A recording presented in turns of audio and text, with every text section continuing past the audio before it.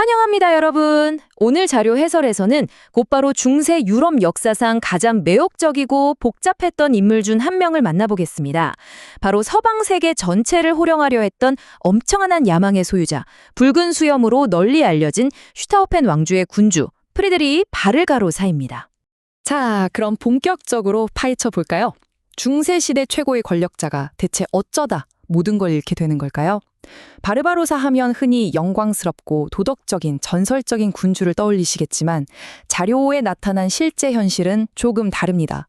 치열한 라이벌전과 뼈아픈 패배가 끊이지 않았거든요. 이 엄청난 명성과 씁쓸한 현실 사이의 모순이 대체 어떻게 만들어진 건지 지금부터 하나씩 짚어보겠습니다. 첫 번째 파트, 제국을 향한 꿈입니다. 그의 황제 대관식이야말로 중세시대의 권력의 정점을 보여주는 최고의 사건이었죠. 한번 그때 로마의 상황을 머릿속으로 그려보세요. 1155년 6월 18일 붉은 수염을 휘날리며 한 왕이 영원의 도시에 입성합니다. 로마 시민들 입장에서는 무려 20년 만에 처음 보는 독일 왕이 나타난 거예요. 이 압도적이로 매력적인 붉은 수염 덕분에 이탈리아어로 붉은 수염을 뜻하는 바르바로사라는 그 유명한 별명이 탄생하게 된 겁니다. 그렇다면 여기서 이 10이라는 숫자는 무엇을 의미할까요? 바로 그가 로마 교황으로부터 황제관을 받은 10번째 독일 왕이 되었다는 뜻입니다. 남부 이탈리아까지 아우르는 거대한 제국의 지배자로 공식 인정받은 그의 인생 최고의 업적이라고 할 수 있죠.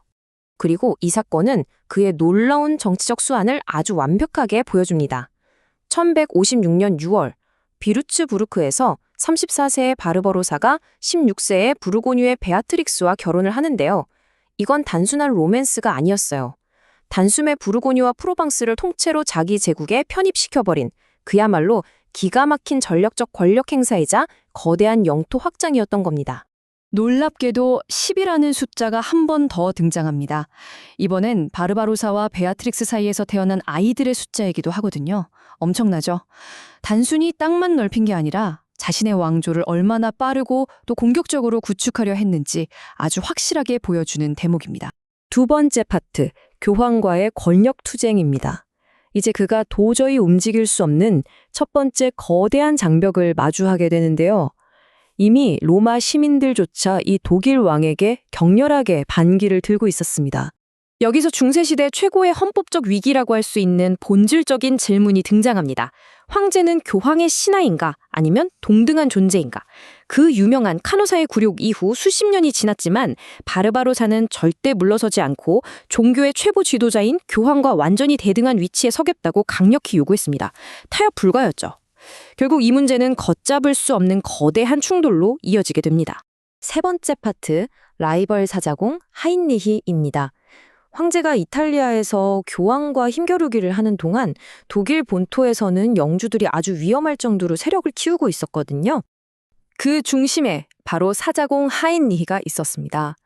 작센과 바이에른의 공작이자 한때 바르바로사의 든든한 동맹이었지만 끝없는 권력욕을 지닌 야심가였죠. 사실 하인리히 본인도 그냥 뻔한 반역자가 아니라 굉장히 똑똑하고 매력적인 그 자체로 주인공감인 인물이었습니다. 그가 이제 대놓고 황제에게 도전장을 내민 겁니다. 여기서 정말 흥미로운 점은요, 하인리히가 단순히 병력만 모은 게 아니라는 겁니다. 그는 도시 건설이라는 아주 현대적인 방식의 권력 게임을 펼쳤어요. 바이에른의 문일헨, 그러니까 지금의 뮌헨의 기초를 닦았고요. 류벡, 브라운슈바이크, 슈베린 같은 거점 도시들을 직접 세웠습니다.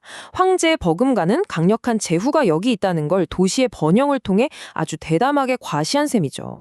결국 두 사람의 갈등은 최고조에 달합니다. 하인리히가 끝내 황제에 대한 충성 맹세를 거부해버린 거죠. 황제와 맞먹는 세력이 제국 안에 존재한다는 건 바르바로사 입장에서 절대 용납할 수 없는 현실이었고 결국 하인리히는 제국 밖으로 쫓겨나게 됩니다. 네 번째 파트, 패배와 복종입니다. 자, 이제 상황은 몹시 빈장감 넘치고 극적으로 흘러갑니다. 바르바로사의 그 원대했던 이탈리아 야망이 완전히 무너져 내리기 시작하거든요. 이 타임라인을 따라가며 상황이 어떻게 악화되는지 한번 보시죠. 1155년에 로마에서 화려하게 대관식을 올렸던 황제는 1176년 5월 레냐노 전투에서 그야말로 참혹한 패배를 당합니다. 이건 단순한 전투 패배가 아니었어요. 황제의 권력이 이탈리아에서 어디까지 뻗칠 수 있는가에 대한 시험대였는데 여기서 패배하면서 제국의 지배력 확장에 돌이킬 수 없는 치명타를 입고 맙니다. 그 결과 1177년에 독일인과 이탈리아인이 베네치아에서 마주 앉게 됩니다. 당시 유럽 역사상 최대 규모의 평화회의였죠. 명분은 양측의 이해관계를 조정하는 거였지만 사실상 이탈리아 정책 실패로 코널에 완전히 몰린 바르바로사에게 억지로 굴복과 양보를 강요하는 자리나 다름없었습니다. 진정한 황제는 교황이다. 이 선언은 바르바로사에게 정말 명치를 세게 얻어맞은 것 같은 뼈아픈 일격이었을 겁니다.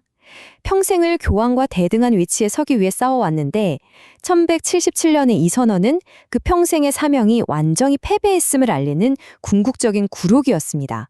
천하의 황제가 결국 교황 앞에 고개를 숙여야만 했던 거죠. 마지막 5번째 파트, 갑작스럽고 축축한 최후입니다. 그의 인생 마지막 장은 참으로 기구하고 어두운 아이러니로 가득합니다. 1190년 6월 10일 태양이 자결하는 뜨거운 어느 날이었습니다. 60세의 백발이 성성한 노 황제는 굴욕을 딛고 다시 제국의 영광을 세우겠다는 굳은 의지로 근위대를 이끌고 성지 예루살렘을 정복하기 위한 거대한 십자군 원정길에 오릅니다. 그런데 정말 운명의 장난 같은 일이 벌어집니다. 그 수많은 험난한 전장에서도 철통 같은 호의를 받으며 살아남았던 대제국의 황새가 가볍게 식사를 마치고 시원한 산골짜기 강물에 목욕을 하러 들어갔다가 경악해서 얼어붙은 병사들이 보는 바로 눈앞에서 물에 빠져 익사하고 맙니다. 그가 왜 갑자기 거기서 목숨을 잃었는지 그 정확한 사인은 오늘날까지도 풀리지 않는 역사의 미스터리로 남아있죠. 자, 여기서 우리가 주목해야 할 핵심은 바로 이겁니다. 이탈리아 정책은 처참하게 실패했고 라이벌인 교황에게는 뼈아프게 굴복했으며 마지막엔 너무나도 허무하고 품이 없는 죽음을 맞이했죠. 그럼에도 불구하고 왜 바르바로사는 여전히 그 어떤 통치자보다 중세 전성기의 찬란한 영광을 상징하는 거대한 역사적 인물로 남아있는 걸까요? 오늘 우리가 살펴본 이 냉혹한 현실과 찬란한 신화 사이의 거대한 간극, 과연 역사적 리더의 유산은 무엇으로 완성되는 걸까요? 오늘 해설은 여기까지입니다. 정말 깊이 생각해 볼 만한 문제죠?